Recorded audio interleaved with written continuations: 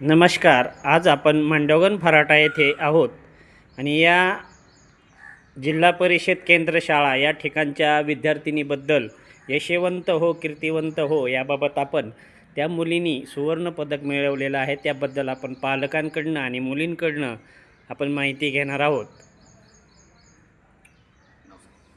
नाव सांग बाळा. माझे नाव अनुष्का ज्ञानेश्वर फराटे. परत एकदा सांग. माझे नाव अनुष्का ज्ञानेश्वर फराटे. हां, तुला सुवर्णपदक कोणत्या शाळेतून मिळालं? जिल्हा परिषद प्राथमिक शाळा मांडवगण फराटा. बरं, कोणत्या परीक्षेसाठी बसली होतीस बाळा?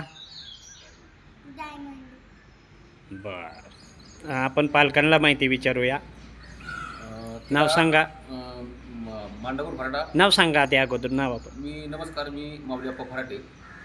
माझी कन्या अनुष्का हिने आता तीन स्पर्धा परीक्षा झाल्या.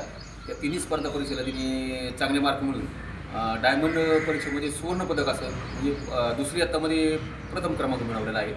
आणि मंथनमध्ये 150पैकी 114 आणि NSS मध्ये 150पैकी 112 असे तिने मार्क मिळवून इयत्ता दुसरीमध्ये नंबर मिळवलेला आहे.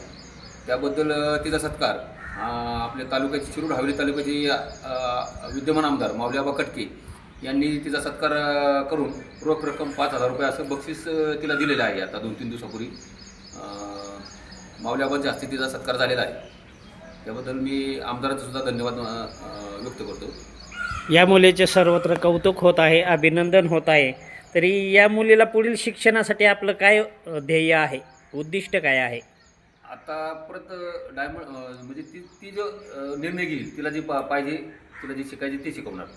आणि आता परत डायमंडचं इस्रोमध्ये तिचं हे होणार आहे, निवड होणार आहे. त्यासाठी आता 7 जूनला परत एक परीक्षा आहे.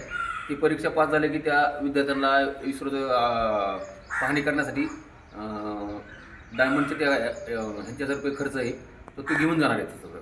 हे पहा, लहान वयातील मुली अथवा मुले जे विद्यार्थी आहेत यांना संपूर्ण जे काळजीपूर्वक प्रशिक्षण देण्यात येतं त्या गुरुवर्य शिक्षकांचेही अभिनंदन सर्वत्र होत आहे आणि या मुलीचे कौतुक होत आहे.